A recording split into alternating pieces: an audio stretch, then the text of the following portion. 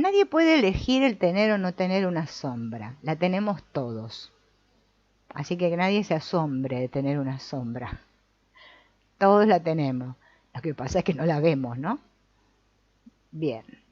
Y justamente esta sombra se genera porque tengo que representar un personaje. Porque si no estuviera obligado a adaptarme a una sociedad y representar un personaje, ponerme una máscara, la sombra no existiría. Entonces la persona, ¿sí?, nos permite a todos, la persona, adaptarnos al medio y comportarme en consecuencia. Pero llega un momento en que la adaptación al medio se vuelve patógena. Entonces traerá consigo la formación de lo que Winnicott, un famoso autor, dijo el falso yo, el famoso falso yo, ¿no? Ese yo que no soy yo. Bien, todos tenemos el falso yo. Y esta patología del falso yo se comienza a gestar en la relación primaria con la madre. Por eso el asunto de la madre, vieron que es tan importante. Bien, si el niño de pequeño sufre demasiadas frustraciones, su adaptación al mundo materno se realizará de un modo defensivo. Si descubre en su madre o en sus educadores demasiadas reacciones incoherentes, no le quedará más opción que defenderse contra un mundo que él experimenta como una intrusión o una amenaza. En esas circunstancias, el desarrollo normal del yo social, o sea, la persona, se paraliza y el niño se construye una persona patógena. Esta adaptación enfermiza, lejos de servir al yo consciente, va a hacer que ese niño se aliene, ¿no? Aliene. Se va a alienar. La falsa persona ya no procurará adaptarse al medio de un modo normal, sino que se la ingeniará para protegerse del mundo, como ve al mundo como algo hostil, porque ya esto lo mamó de pequeño, ¿no? Porque tuvo justamente una madre de la cual el niño se tenía que defender. Entonces después me voy a tener que defender del mundo, ¿no?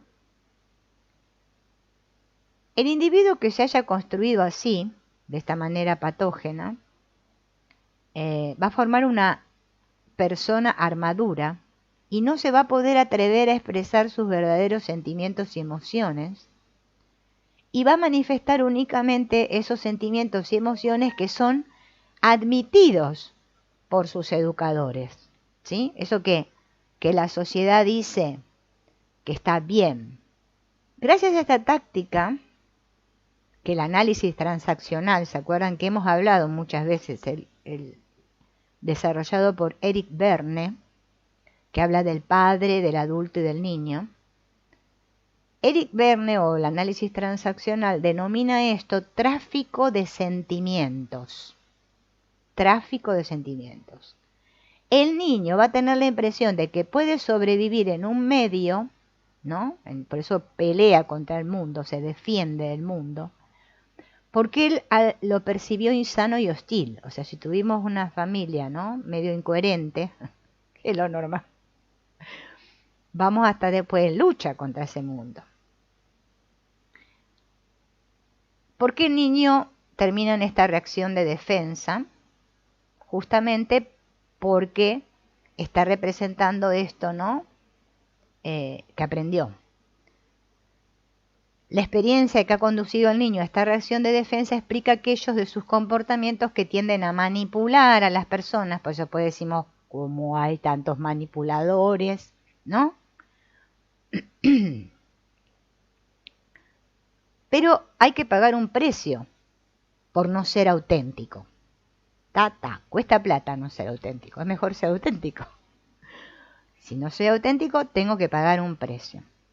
Por no haber conseguido adaptarse de un modo normal a su medio social, la falsa persona será el origen de una sombra que se va a caracterizar por un profundo enraizamiento en el inconsciente y una virulencia particular. Bien, ¿Cómo se forma la sombra virulenta y disociada?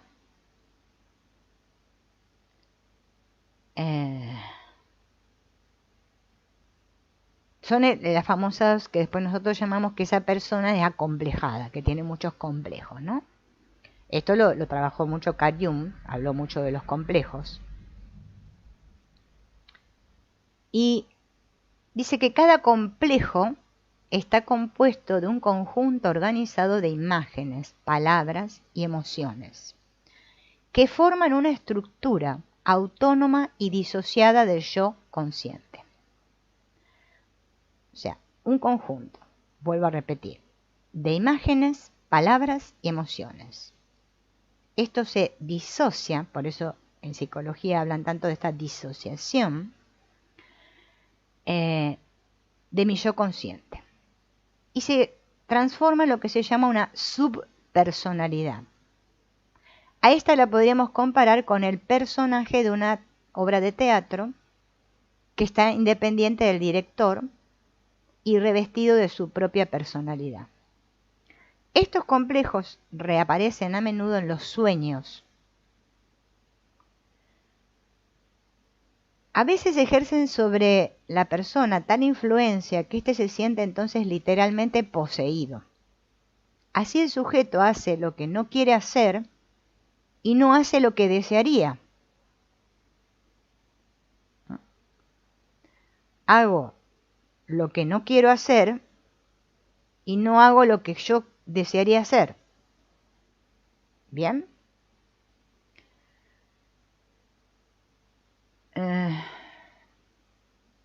¿Cómo se puede explicar este fenómeno? Probablemente por las circunstancias que rodearon el traumatismo pasado y el rechazo del material psíquico. En el psicoanálisis se distinguen dos formas de inhibición personal. La primera se denomina represión, que resulta de la inhibición voluntaria de una emoción o una actitud. La represión, por ser consciente, reflexiva y voluntaria, no suele crear sombra. La segunda forma de inhibición se llama rechazo. Esta consiste en arrojar el potencial psíquico al inconsciente sin ni siquiera tener conciencia de ello.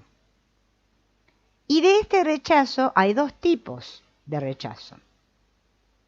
El primero sobreviene por falta de ocasiones favorables para el aprendizaje y el otro después de una herida psíquica. Vamos a ver primero el primero, o sea, el que viene de no tener circunstancias favorables para el aprendizaje. Y después vamos a ver el de la herida psíquica. Hay personas que por diversas razones no han podido explorar todo su potencial. La sombra resultante de este potencial no explotado adoptará un aspecto primitivo e inculto, pero no agresivo. Será comparable a un niño al que se habría encerrado en un calabozo durante muchos años. En sus primeros contactos con la sociedad, tendría un aspecto frustrado, salvaje y desamparado, al ignorar las reglas elementales de la vida en sociedad. No hubiese podido aprender a hablar, a lavarse, a comer, ¿no? A comportarse en sociedad. Bien. Pero el segundo tipo de rechazo resulta de las prohibiciones severas del entorno. O sea, todo lo que nos prohibieron.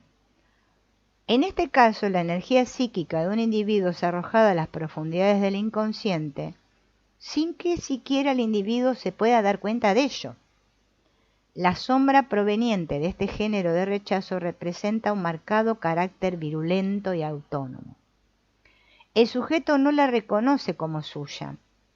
Igualmente tiene la impresión de que este complejo psíquico le es totalmente extraño. Le parece que su sombra es algo disociado de él y al mismo tiempo escapará a su control. Una persona enfrentada a una sombra de este tipo va a tener a veces la impresión de estar poseída por una fuerza exterior que no puede dominar. ¿Cómo podemos explicar el carácter virulento y disociado de algunas sombras? La mejor explicación sería que es necesario tener en cuenta no solo ese contenido psicológico rechazado, sino la manera en que ha sido rechazado. El sujeto, víctima de una prohibición efectuada con violencia, se ve llevado a adoptar el comportamiento del autor de la prohibición misma. Miren acá, atención. Ese justo que me prohibió, entonces ahora el sujeto adopta el comportamiento de ese que le prohibió. Se habrá reconocido aquí el caso clásico de la tendencia que hay en la víctima a identificarse con el agresor y a continuación a imitarlo espontáneamente. Por razón de un mimetismo difícil de explicar, la víctima se inclina a hacer suyos los gestos, las palabras, el tono de voz, las actitudes violentas, el silencio de justamente el agresor. En suma, la sombra de la persona herida adopta inconscientemente los rasgos de quien la hirió. De algunos de nuestros padres seguro. O abuelos, bueno, con los que nos criaron. En consecuencia, la persona herida se verá tentada a perpetuar la agresión que ella misma ha sufrido. Fíjense que esto pues lo vemos en lo que llamamos las constelaciones, ¿no? Que justamente decimos después que tenemos lealtad o que tenemos, sí, lealtad o no sé cómo el otro nombre que le decimos, ¿no? Con alguien, claro.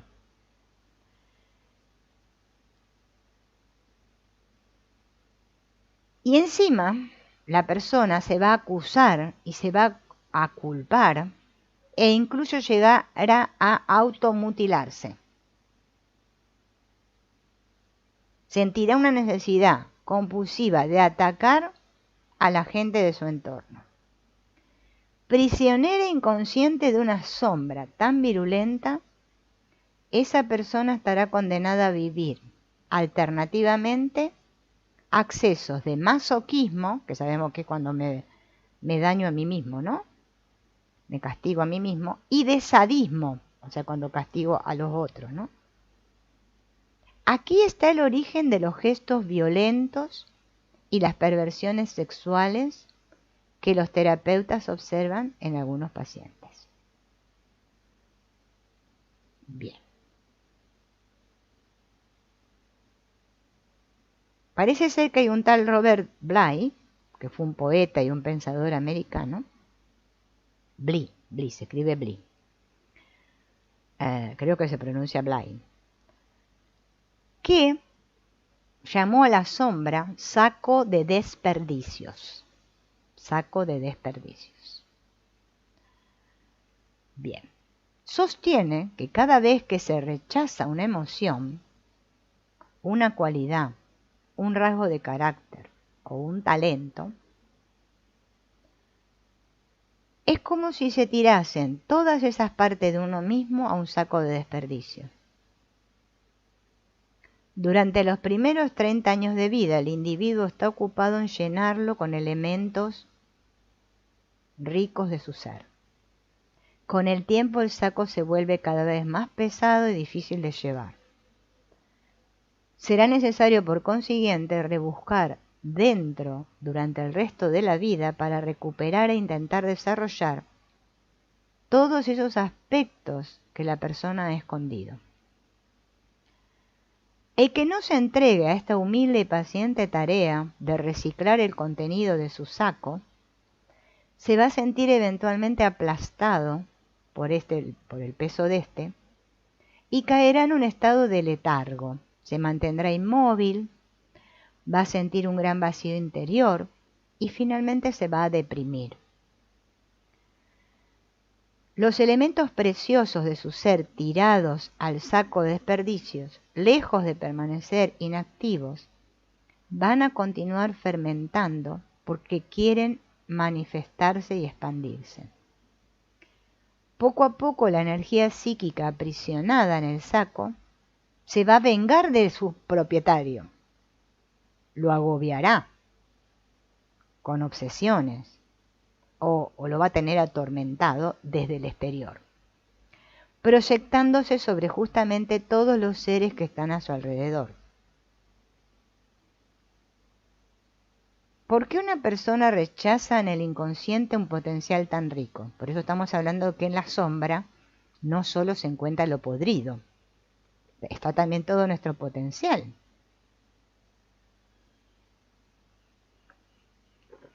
Por eso lo que estuvieron estudiando conmigo, todo esto de Antonio Blay, que él lo llama de otra manera, él dice que nosotros tenemos el potencial, pero no lo desarrollamos. Por eso habla mucho del expresar Antonio Blay, y por eso habla mucho de este yo experiencia. Justamente él apunta a esto, a que nosotros tenemos un potencial, que somos un potencial de inteligencia, de amor, felicidad y de energía. Pero como no lo expresamos, no actualizamos todo esto. Lo seguimos teniendo ahí, en el saco. Entonces, ¿por qué hace esto la persona? Porque justamente la persona tiene que sobrevivir, ¿no?, en un medio que le prohíbe ser ella misma. Y entonces, para no sentirme excluido, no puedo ser yo. Este miedo, ¿sí?, que puede ser real o imaginario, presenta varias modalidades. Tengo miedo a perder el afecto de mis padres y mis seres queridos. Miedo a quedarme aislado. Miedo a sentirme marginado. Miedo a ser ridículo. Miedo a tener vergüenza. Miedo a no ser correcto o normal. Miedo a no triunfar. Miedo a quedar fuera de las normas recibidas, etcétera, etcétera, etcétera. Bien. Para ilustrar los daños causados por este miedo a ser rechazados, vamos a ver casos de niños que debieron inhibir más o menos conscientemente la expresión de sus emociones, las cualidades, los rasgos de carácter o talentos, para que nosotros podamos, mediante estos ejemplos, poder hacer estas asociaciones y comprender, ¿no? Había un padre de familia que se ponía muy nervioso y tenso y se encolerizaba cuando sus hijos se divertían y hacían ruido. Y no me digan que esto no sucede, porque sucede. A veces, en vez de ser el padre, es la madre, que quiere que los hijos sean momias. Así, quietito.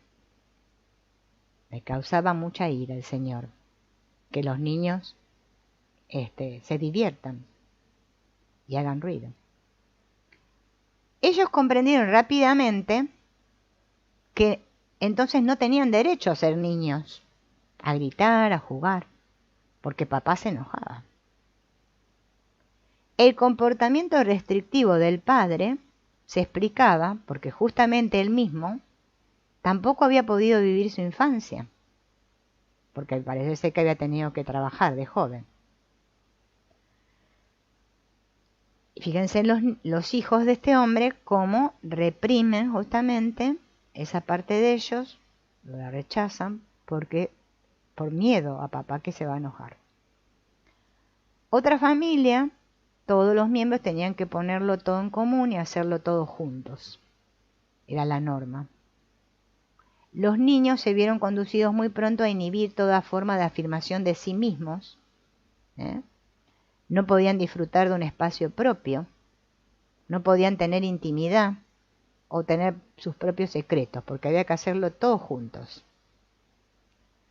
Otra familia, todas las señales de afecto, ternura o intimidad estaban prohibidas, por miedo a que pudiesen degenerar en pensamientos o juegos sexuales, o sea, no había que tocarse. Pero al mismo tiempo, sin darse cuenta, los padres estaban favoreciendo comportamientos marcados por la frialdad, la distancia, incluso el desprecio de unos hacia otros. Cada familia tiende a aceptar la expresión de algunos sentimientos y emociones y a desterrar otros. En un hogar, por ejemplo, se tiene derecho a tener miedo, a tener un aspecto sufriente o débil, pero no hay derecho a mostrarse fuerte, autónomo o radiante de salud. En otra familia, la norma puede ser que hay que mostrarse fuerte y sano, eso está bien, y nunca ser dependiente, ni enfermo, ni sufriente. Esto también ocurre cuando el niño va a la escuela, así como hemos ido nosotros, y algunos maestros regañan a sus alumnos porque son lentos o poco dotados. Y estos alumnos comprenderán que con esos maestros no podrán mostrar su lentitud para comprender, haciendo preguntas o tomándose el tiempo para resolver un problema. Bien.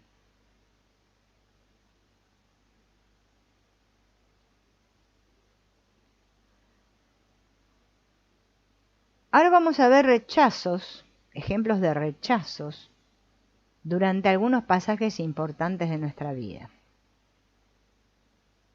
Los pasajes importantes de la vida son a menudo fuente de rechazos. En tales pasajes, ya sean causados por un traumatismo o por una conversión, las personas deben realizar un cambio con frecuencia radical. Intentan entonces olvidar y negar lo que han sido en su vida anterior y tienden a arrojar a su saco de desperdicios las adquisiciones preciosas de su vida pasada. Estas personas que se han procurado una nueva vida intentan en vano olvidar todo su pasado y se crean así una sombra voluminosa.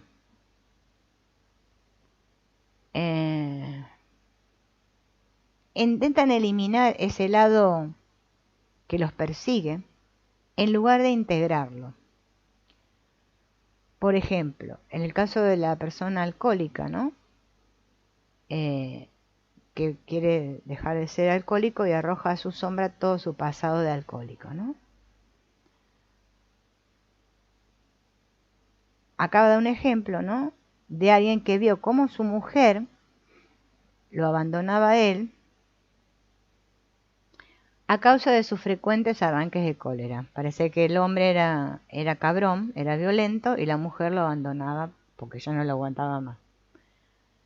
Después de su divorcio, el hombre se juró abstenerse de todo impulso de cólera. En lugar de sentirse pacificado por este esfuerzo de inhibición, lo asaltaba constantemente el miedo a recaer en justamente ese antiguo hábito, porque la cólera esta, sin domesticar, lo obsesionaba. Por eso, no es rechazando un periodo turbio de nuestra historia personal como uno se puede liberar de él. Veamos otro ejemplo.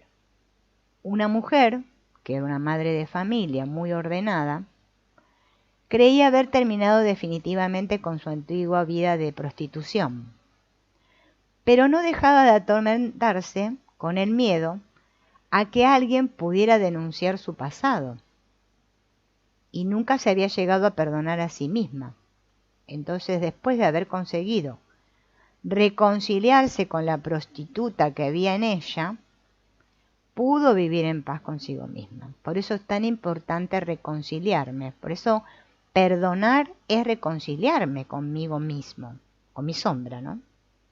Con esos aspectos negativos, que gracias a Dios los demás me los muestran. Por eso cuando perdono, no perdono al otro por lo que hizo, sino por lo que no hizo, porque justamente nadie hace nada, solo somos como espejos, ¿no? Viéndonos unos a otros. Y justamente eso que nos duele es ahí donde está nuestro talón de Aquiles, ¿no? Hola Dora, gracias a vos por estar. Bien. Así que para estar en paz con uno mismo uno se tiene que reconciliar. Por eso la reconciliación, también en el famoso curso de milagros, sería la expiación famosa. ¿Qué es la expiación famosa? Es cuando me doy cuenta que todo es uno. Cuando me uno. Bien.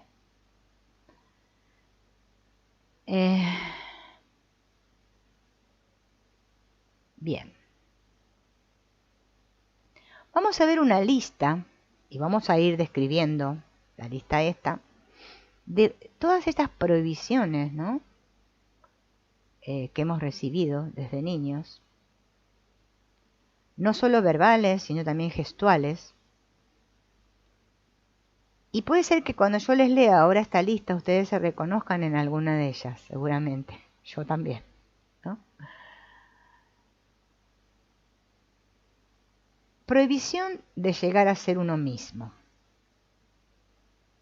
Son esas personas que escuchamos de pequeños. Prohibido crecer o cambiar. Prohibido pensar en uno mismo, ¿no? Prohibido atraer la atención hacia mí mismo. Prohibido ser una mujer o un hombre. Prohibido estar sano o enfermo. Prohibido tener tiempo libre. Prohibido ser original. Prohibido sentirse amado por uno mismo o estar orgulloso de uno mismo. Prohibido retirarse aparte para estar solo. Seguramente alguna de ellas la hemos recibido. Con respecto a las emociones, prohibiciones relativas a las emociones. Esas yo creo que hay más. Prohibido expresar miedo. Prohibido expresar celos. Prohibido expresar la cólera, la ternura, la tristeza. Prohibido incluso pensar en vivir algunas emociones. Por ejemplo, las de carácter sensual o el placer sexual.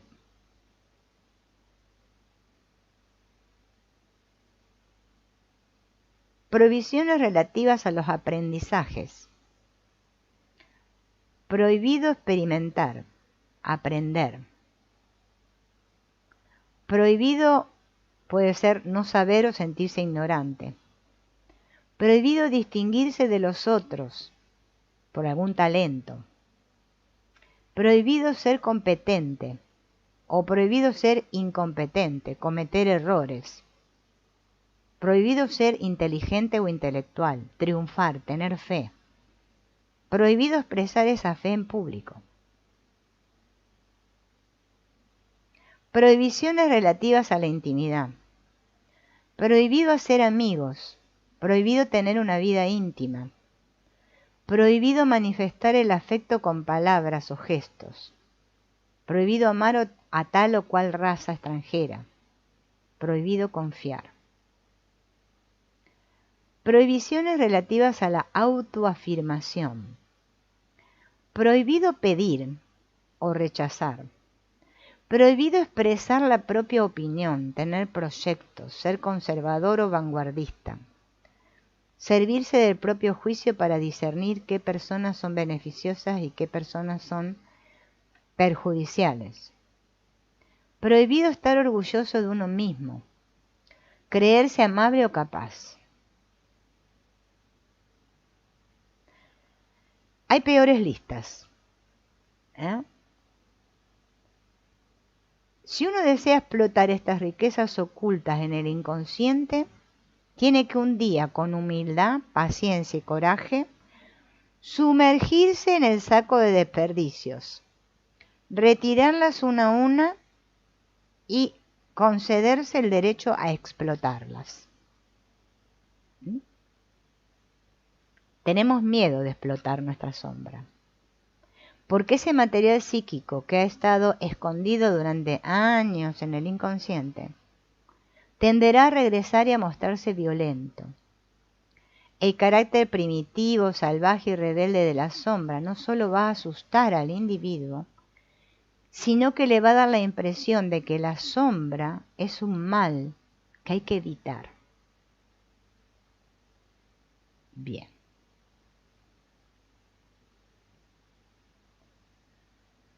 No puedes conocer una cosa sin conocer su contrario.